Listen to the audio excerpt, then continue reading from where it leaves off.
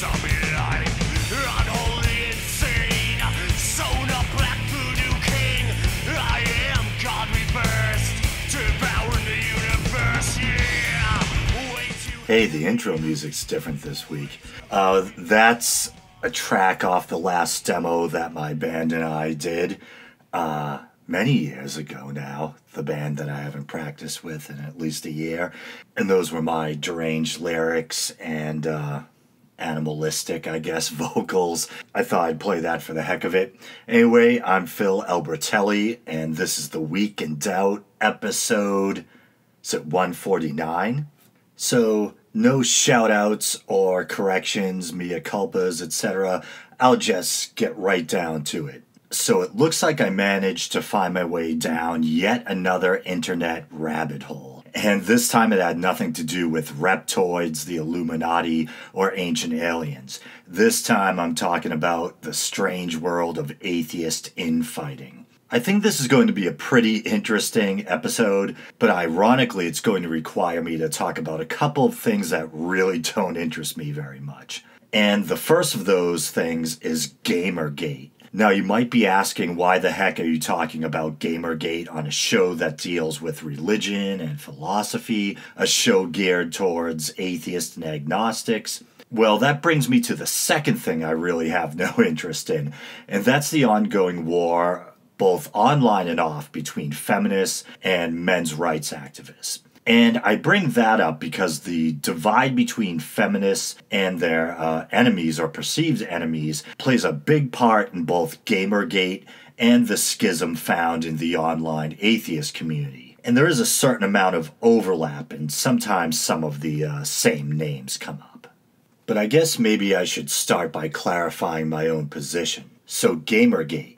I actually love video games. I'm a Gen Xer. I can remember as a really little kid, my family had the now ancient Atari 2600. I remember getting the first home Nintendo system, playing the first Zelda game, etc. I went through a long string of consoles, Sega Genesis, TurboGrafx. When I hit my late teens, early 20s, I stopped playing for a while because I thought I was too old for it. That might seem strange now when gaming among adults has become the norm. Around my late 20s, I started to get nostalgic and I downloaded some simple little emulators online and played some old school games. And then that led me into getting a GameCube, a PlayStation 2, Xbox, etc. And I've been gaming again ever since. I mostly like survival horror stuff like Resident Evil and Silent Hill, but I also like role-playing games and whatnot. And that reminds me, listener and friend of the show, John Haas, and I were talking about video games, and he suggested that I should give The Binding of Isaac a try. So I researched it, and I liked the style, I really liked the story, it was very cool and very novel.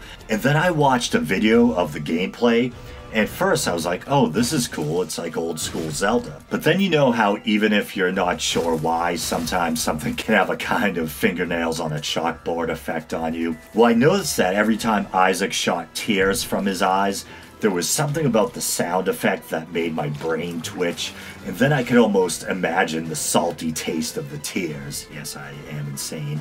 And it was like a weird OCD thing. I couldn't divert my focus from the salty, springy tears, and I got freaked out and decided not to get the game. My apologies, John. I appreciate the effort, but turns out I'm just too damn weird and idiosyncratic to enjoy the game. Yeah, but anyway, so I love games, but I couldn't care less about Gamergate. And I know that's probably a little selfish of me since ethics and journalism, whether it be gaming journalism or journalism in general, is really important. And before I lose you, in case you're not familiar with the whole Gamergate controversy, I'll try to give you a brief rundown of what it is. And to be honest, if it weren't for David Pakman's ongoing coverage of it, I may very well not have even heard of Gamergate.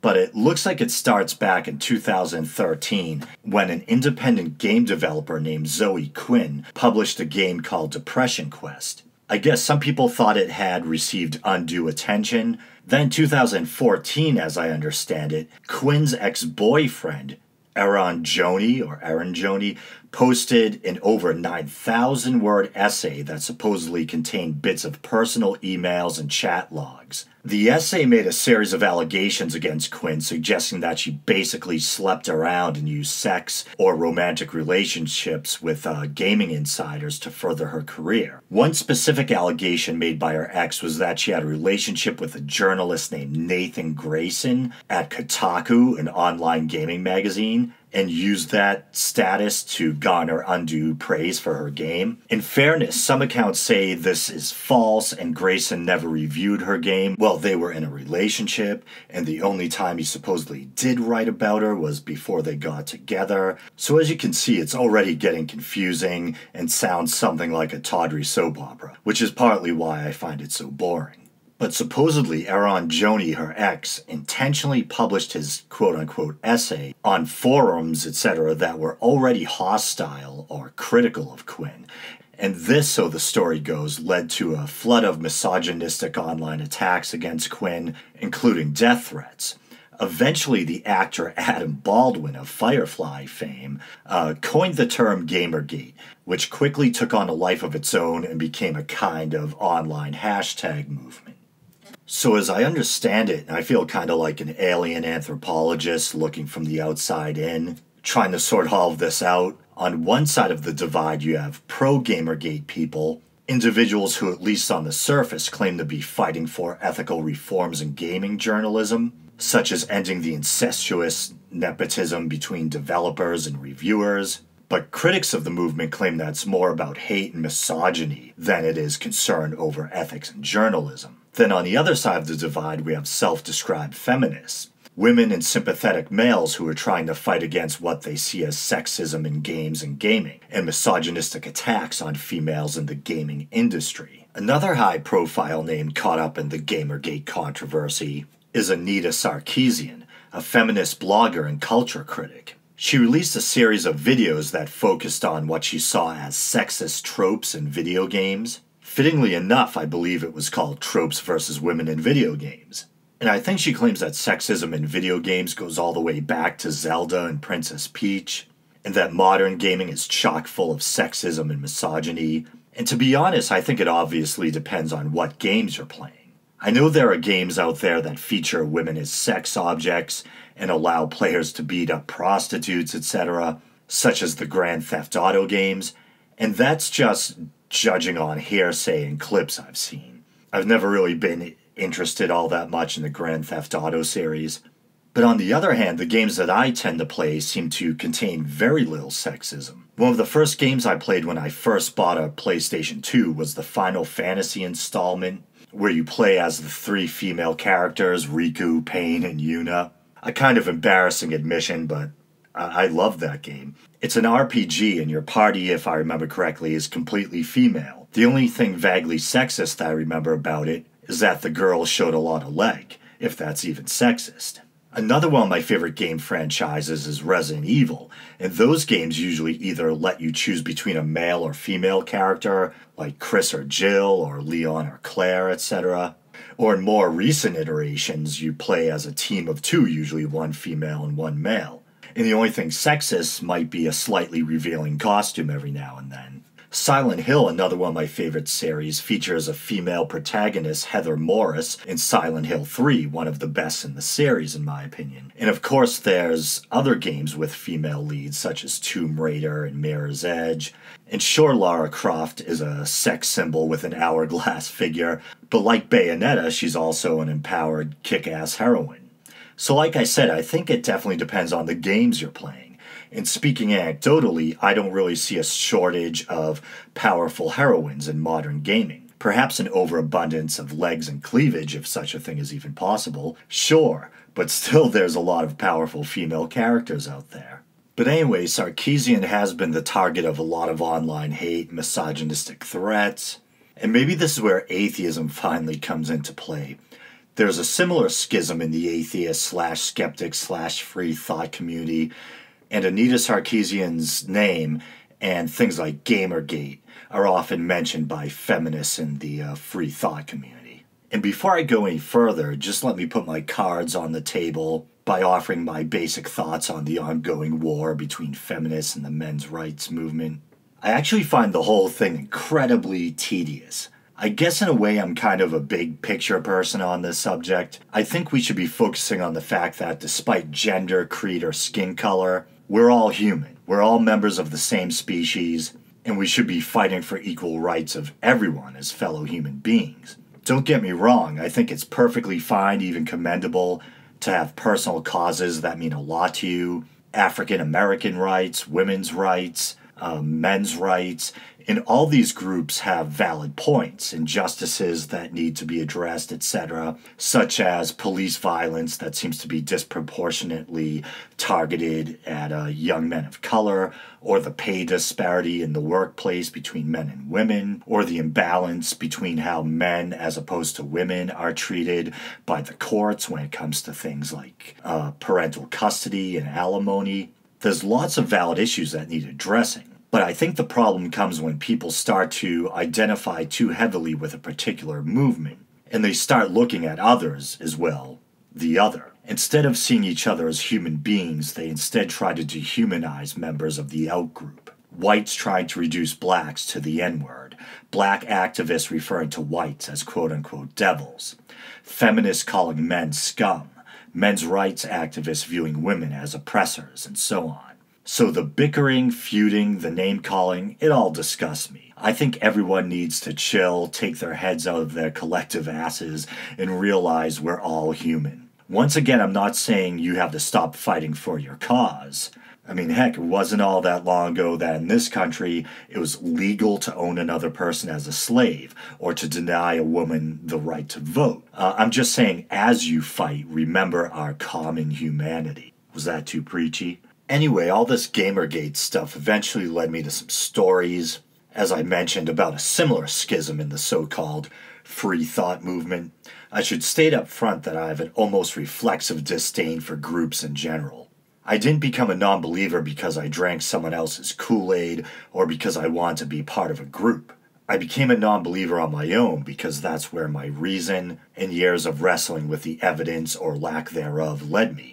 And I think the reason why I have an aversion to groups is because I want to remain a true free thinker. I don't want to subject myself to the possibility of succumbing to groupthink. I mean, a lot of the people I greatly admire, Richard Dawkins, etc., have their own groups, and there's nothing wrong with like-minded people getting together. I'm just personally a little wary, but that doesn't mean you have to be. If there's a group you dig and being a part of it makes you feel good, more power to you. But I recently read something that really disturbed me, and I had to wrestle with my conscience a bit. Did I just quote the Talking Heads? Before deciding if I should even discuss it or not. The reason why I wasn't sure if I wanted to bring it up is because I didn't want to be responsible for perpetuating what may be unfounded allegations against someone I like. But here we go. So I guess the story starts way back in about 2008. A woman now revealed to be Allison Smith, I believe, a member of the free thought community, claimed she had been sexually assaulted by Michael Shermer. Now, Michael Shermer, if you're not aware, is a big name in the free thought / atheist community. He's the founder of the Skeptic Society and the editor-in-chief, I believe, of Skeptic Magazine. He's written a lot of books, given a lot of talks, and you've probably seen him on TV here and there debunking pseudoscience. He also happens to be friends, or at least rubs elbows with the likes of Richard Dawkins, the late Christopher Hitchens, Lawrence Krauss, Neil deGrasse Tyson, etc. Now, I love Michael Shermer. You know how even though you've never met someone, you still kind of form a general impression of what kind of person you think they might be?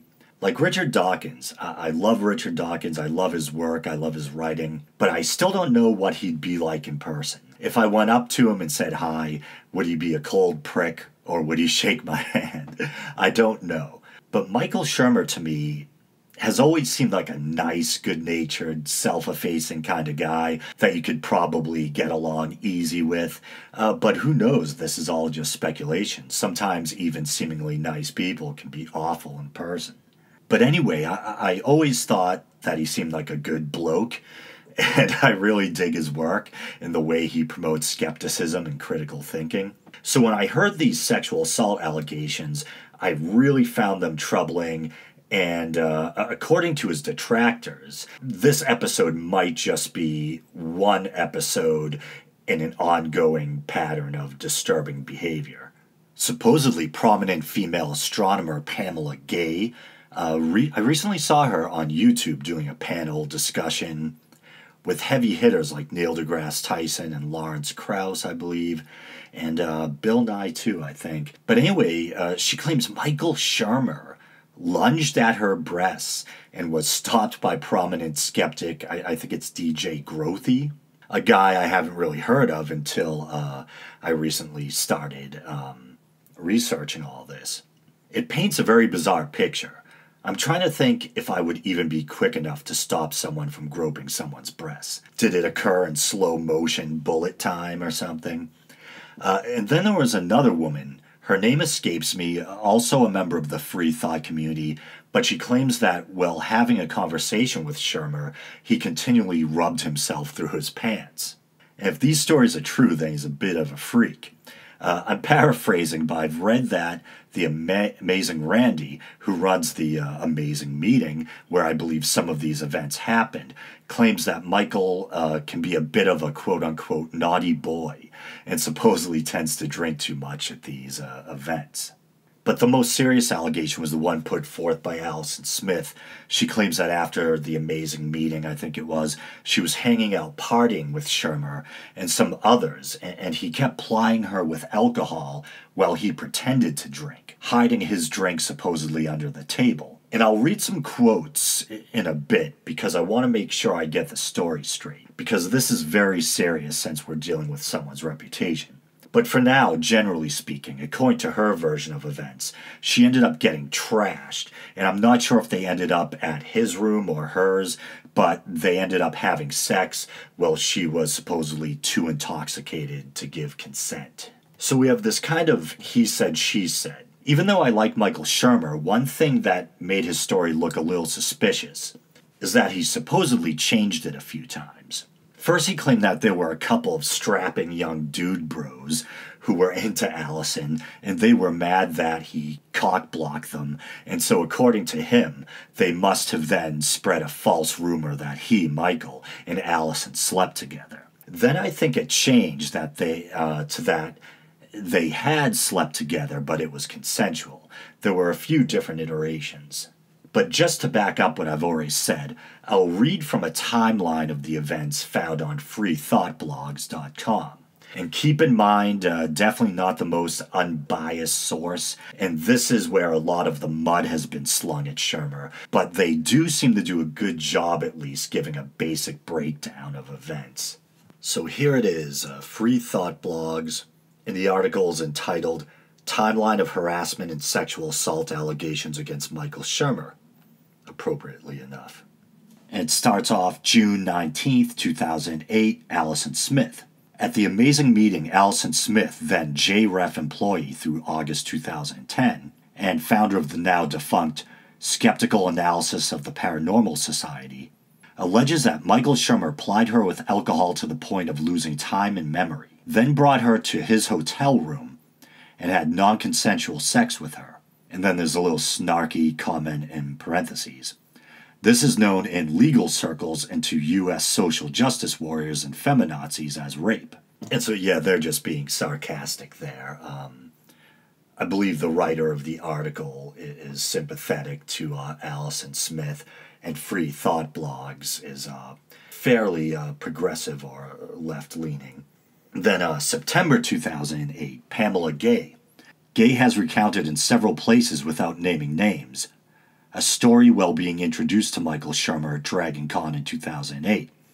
He made a drunken lunge at her breasts instead of shaking her hand. DJ Grothy has relayed this story a number of times to a number of people, indicating that he had intervened to stop the public groping from happening. And I'm not laughing because the idea of groping someone, against their will is humorous. It's just the whole weird, absurd picture it creates in my mind. And I'm still serious. I don't know. I mean, you'd have to be pretty quick to stop someone from groping another person, prevent them from touching the person at all. So they kind of paint Grothy as like the hero here. But I think later on, it may have been Rebecca Watson, who I'll talk about in a bit, and some other kind of atheist feminists were kind of smearing Grothy as practically being a sociopath or a psychopath, and being a kind of habitual liar, and even threatening some kind of weird legal action against Pamela Gay, the woman he supposedly defended from Shermer, if she didn't stop talking about the incident or some weird thing like that. Then May 2010, Ashley Miller. At a dinner event she attended featuring P.Z. Myers, Ashley encounters Michael Shermer, who allegedly spoke with her for several minutes while massaging his genitals through his jeans. Very strange. And then May 23rd, 2012, pseudonymous commenter Miriam, I think it is. A comment left at Friendly Atheist names Michael Shermer as allegedly having harassed her. That's odd wording. A comment left at maybe it should be I guess that's right.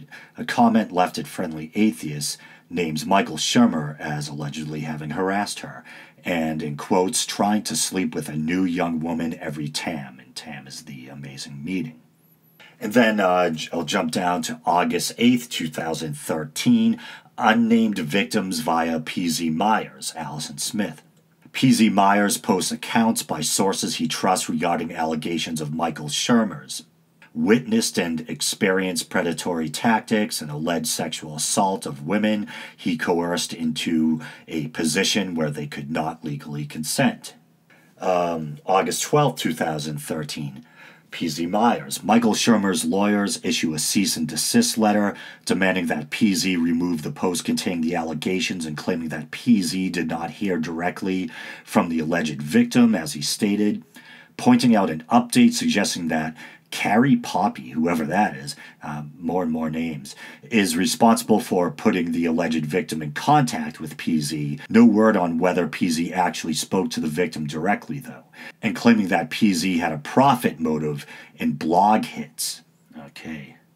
The post where PZ Myers linked the relevant PDF disappears after getting 70 comments within the span of an hour or so. So a bit about PZ Myers, and this is from Wikipedia. Paul Zachary P.Z. Myers, born March 9, 1957, is an American scientist and associate professor of biology at the University of Minnesota Morris.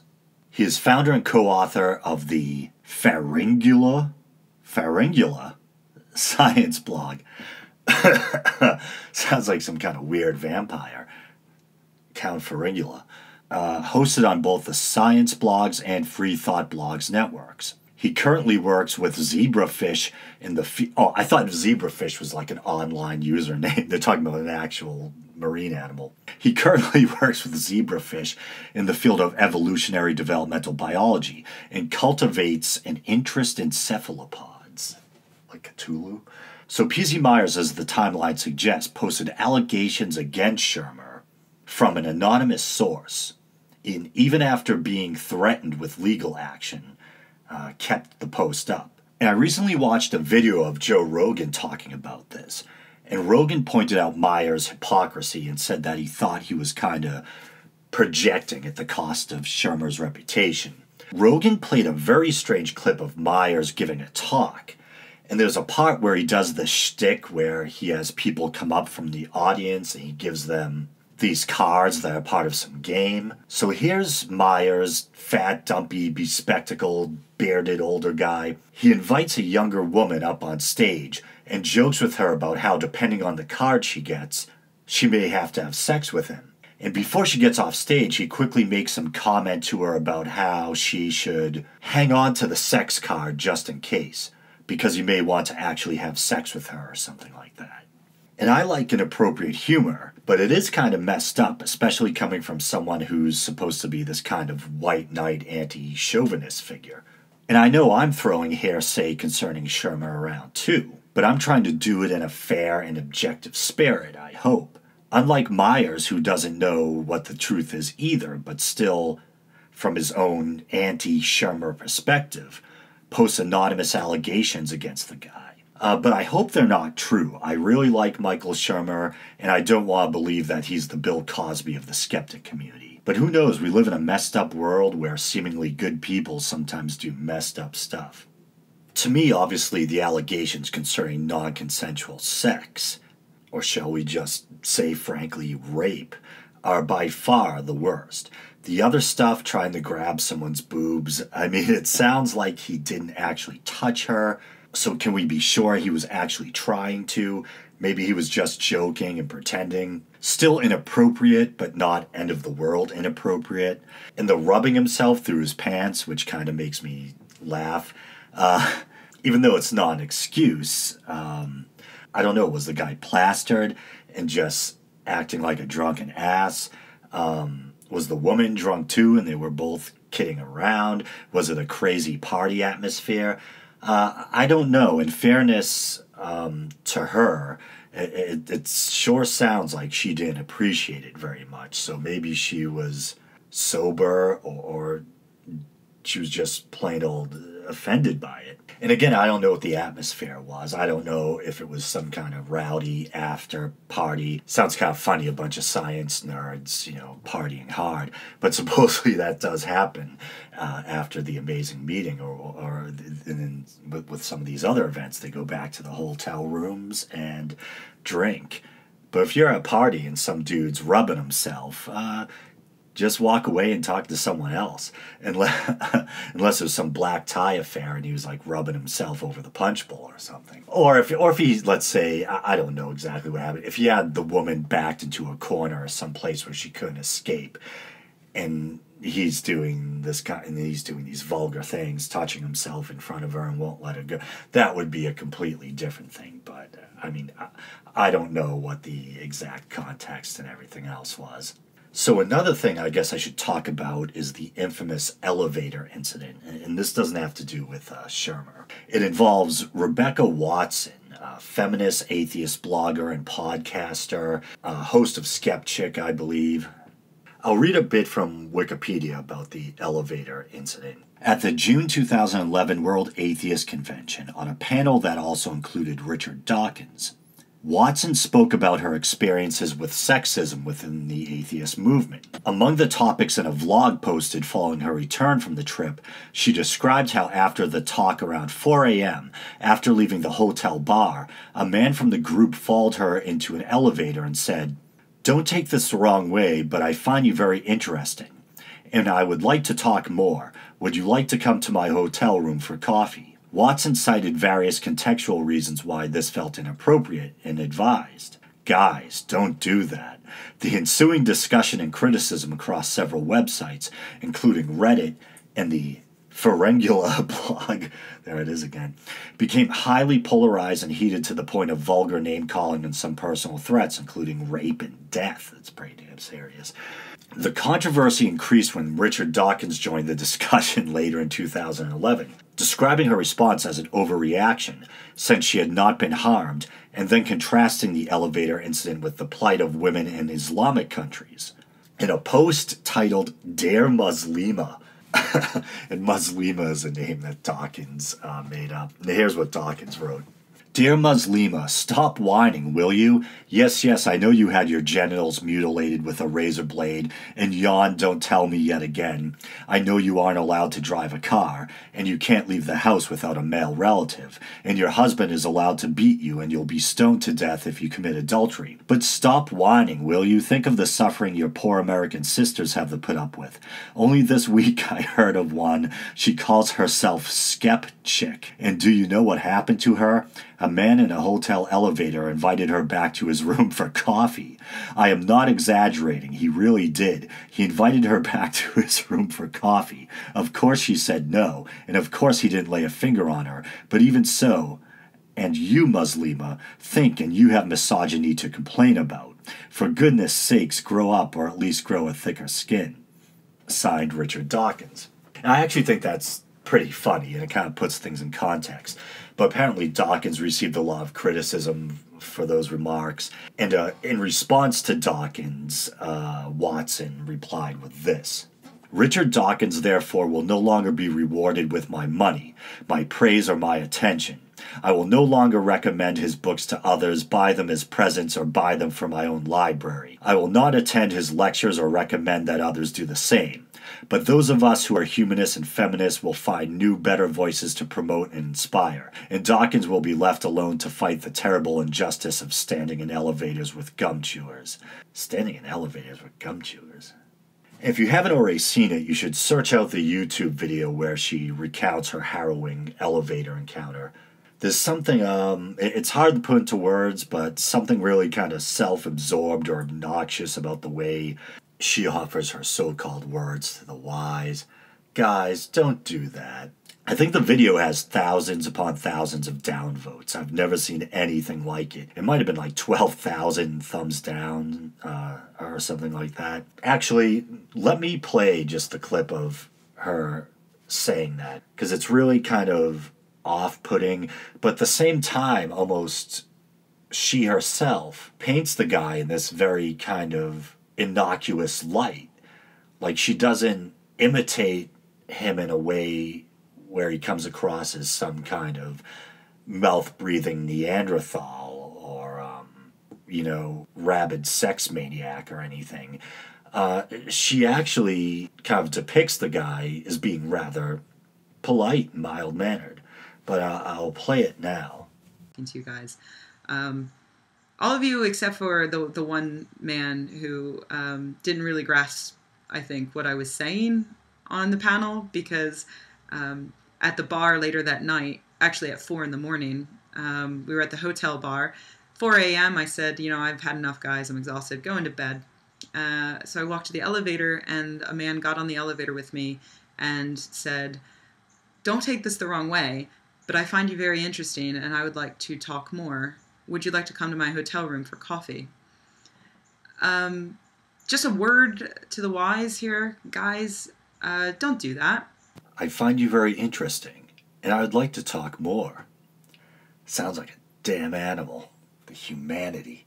In fairness, I understand that it may have been an uncomfortable situation, and that she may have even felt intimidated.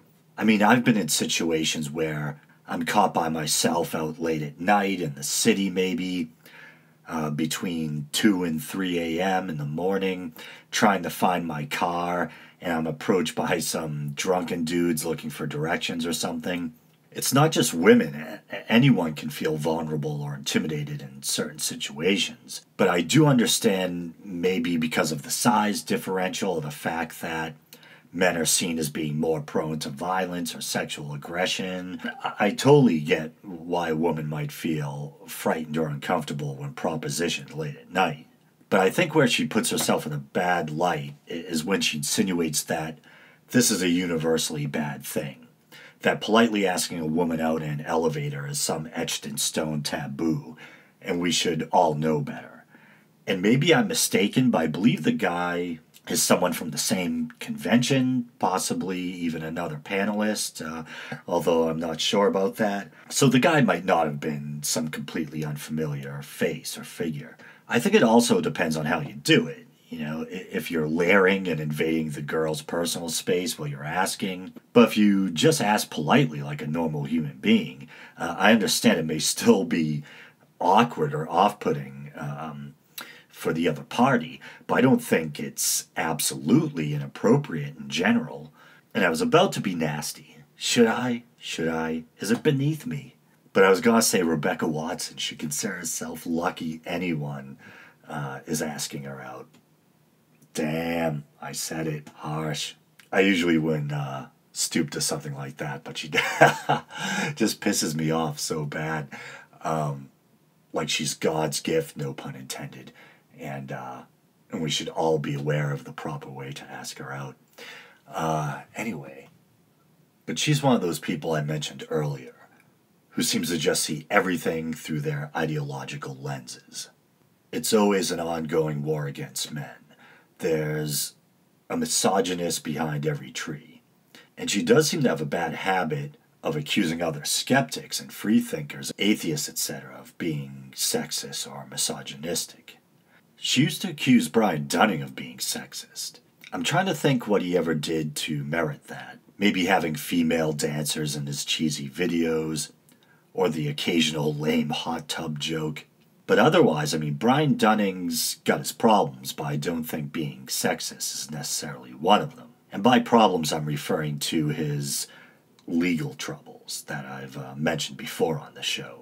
But going forward, I'm probably going to refrain from mentioning that stuff, or going into detail about it.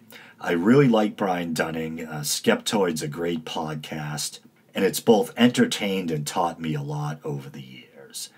And it was one of the I have good memories of discovering Skeptoid. When I first got into using iTunes and iPods back in the day, Skeptoid was one of the very first podcasts that I ever discovered. So I'm not going to dogpile on Dunning, but maybe I'll kick Richard Carrier a little. Just kidding, kinda. Carrier is another person who writes a lot at freethoughtblogs.com, where a lot of the atheist infighting seems to take place. And I actually like Carrier. I'm not a mythicist myself, but I don't rule the theory out completely either. But I think he's a highly intelligent guy, and he does a great job arguing for mythicism. Also, he's a great lecturer and debater. Well, there was that one debate with William Lane Craig that didn't go so well.